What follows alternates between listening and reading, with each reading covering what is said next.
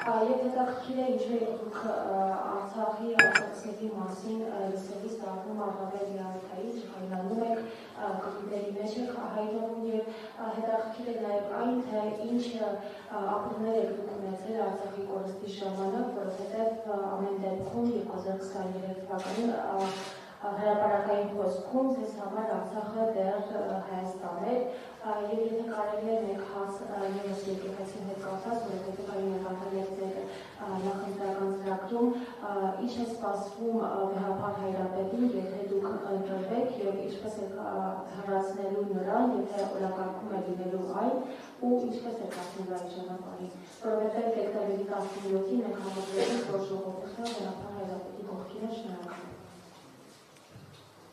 Շնորհակալ եմ հարցի համար, ես կարծում եմ, որ շատ բնական է, որ 2020 թվականի իրադարձությունները էմոցիա են պարունակում, հասկանալիորեն։ Դուք հարցնում եք ինչ ապրումներ ունեցել, անձնական։ Ես կարող եմ ասել հետևյալը։ Եթե տենց խոսակցում եմ ինչ-որ այդ աստիճանի բացում եք, ես ընդհանրապես երևի վերջին գիտակցական կյանքում առաջին անգամ, երբ ես դադարել եմ ամենօրյա աղոթքներ ունենալ, այդ եղել է 2020 թվականի մայիսի 2020 թվականի նոյեմբերի 8-ից հետո։ Չէ, ընդհանրապես, ասում եմ, ընդհանրապես։ Դրանից հետո երկարատև ծոմ եմ պահել։ Ասենք օրինակ մի շաբաթ ոչ հաց եմ կերել, ոչ այդ ջուր եմ խմել։ Եթե դուք հարցնում եք իմ էմոցիաների մասին, այդ են եղել իմ էմոցիաները։ Եվ դրանից բխող բոլոր հետևանքները, բայց հետո էլի սկսել եմ մտածել, ինչ է տեղի ունեցել եւ ինչու։ Եվ հասկացել եմ, որ իհարկե մի անգամից չեմ հասկացել, քայլ-քայլ հասկացել եմ, որ Հայաստանը Ղարաբաղյան շարժման դրվել է թակարդի մեջ եւ այդ թակարդից պետքա դուրս գա։ Եվ ուրախ եւ հպարտ եմ, որ ինձ հաջողվել է Հայաստան դուրս բերել այդ թակարդից։ Այդ ամբողջը։ Եվ էմոցիան կապված է ուրիշ բանի հետ, որ ես տեսնում եմ, որ այսօր կոնկրետ մարդիկ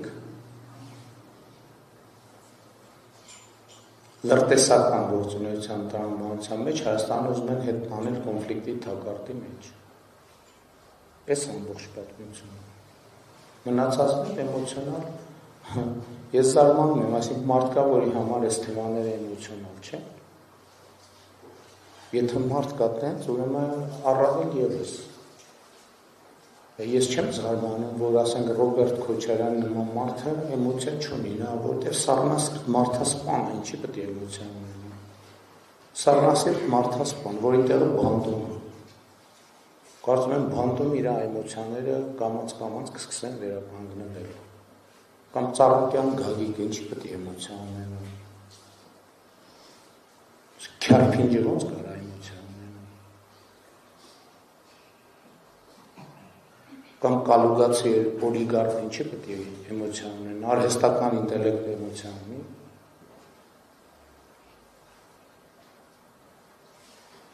Այո, ես էմոցիոնալ մարդ եմ, նորություն է ձեզ համար, ինչի ես ընդդիմադիր պատգամավոր լինելու ժամանակ էմոցիոնալ չեմ եղել, լրագրող լինելու ժամանակ էմոցիոնալ չեմ եղել, ընդհանրապես մարդը էմոցիոնալ եղել։ Ես չեմ պատկերացնում մարդը առանց էմոցիայի։ Առանց էմոցիայի մարդը կամ տախտակա կամ քյարփինջ է։ Եվ ցավոք սրտի մենք քաղաքական դաշտում տեսնում ենք այդպիսի բութ գործիքներ, որոնք օգտագործվում են տարբեր ուժերի կողմից։ Հա, եւ քանի որ հարցը կապեցիք Հայաստանյան առաքելական եկեղեցու հետ, ամենաբանը զվարճալին է որն է, որ Հայաստանյան առաքելական Սուրբ եկեղեցու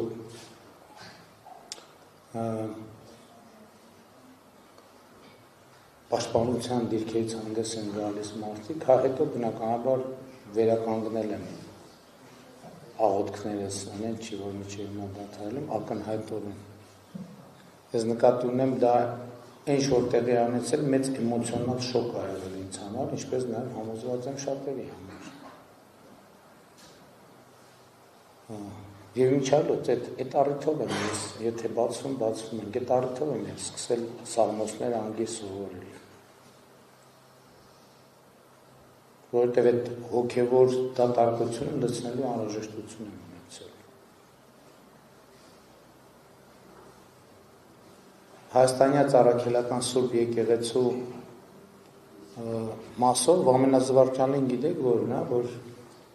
Հայաստանյան առաքել, ասենք օրինակ այսօր նայենք այդ եռագլուխ կուսակցության լիդերներից Ես համոզված եմ իրանցից ոչ մեկը ավետարաններից գոնե մեկի գոնե կեսը չի կարդացել։ Գոնե կեսը։ Ես համոզված եմ իրեքին ազգային ինքնությունից հանդես են գալիս մարդիկ, որ համոզված եմ հայ ժողովրդի պատմության ամենապրիմիտիվ հարցերին չեն կարող պատասխանել, ընդհանրապես գաղափար չունեն։ Կարանք տեստ անենք։ Ամենապրիմիտիվ հարցերին հայ ժողովրդի պատմության չեն կարող այդ մարդիկ պատասխանել։ Չեն կարող պատասխանել։ Այդ մարդիկ տարրական գրագիտության խնդիր ունեն, տարրական գրագիտության։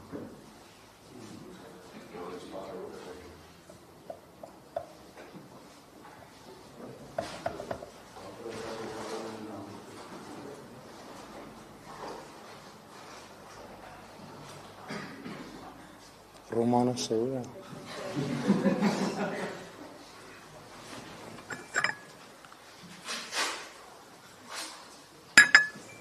Ձեր միկրոֆոնները աշխատ։ Շատ լավ։ Եվ էս է իրողությունը։ Եվ իմիջայլոց ասեմ։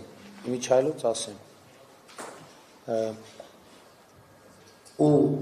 այս մարդկանց բնականաբար շատ կոմֆորտ է կաթողիկոսի պաշտոն զբաղեցնող այն անձը, որը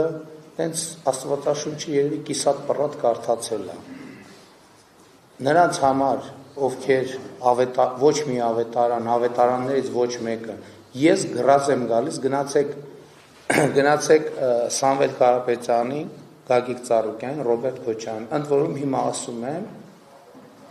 երբ հանդիպեք հարցրեք, ասեք Աստվածաշունչը, ավետարանը եւ նոր կտականը, ինչով են իրարից տարբերվում։ Բարձ բան եմ ասում, ավետարան, Աստվածաշունչը, նոր կտականը, ինչով են իրարից տարբերվում։ Իսկ հիմա ուշքից կգնան, որ այդ հարցը տակ։ Կոգնիտիվ դիսոնանսի պատճառով։ Ու Կտրիչ Ներսիսյանի նմանը, որը կիսատ պռատ կարող է կարդացած լինի Աստվածաշնչի 2/3, շատ խորը հոգևոր տպավորություն է թողնում այդ մարդկանց վրա, համոզված եմ։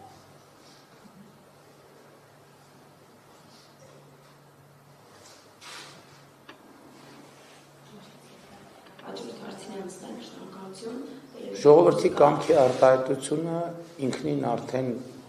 մեզ բոլորիս կդնի իրողության առաջ եւ որոշման առաջ, որ պետք է կատարածվի։ Արգելի գործընկերներ, եկեք դիալոգի չվերածենք։ Ունենք 1 ժամ։ Ցանկացած բանի, որ ժողովուրդը դեմ լինի, ուրեմն չի լինի։ Ցանկացած բանի, որ ժողովուրդը կողմ լինի, ուրեմն կլինի։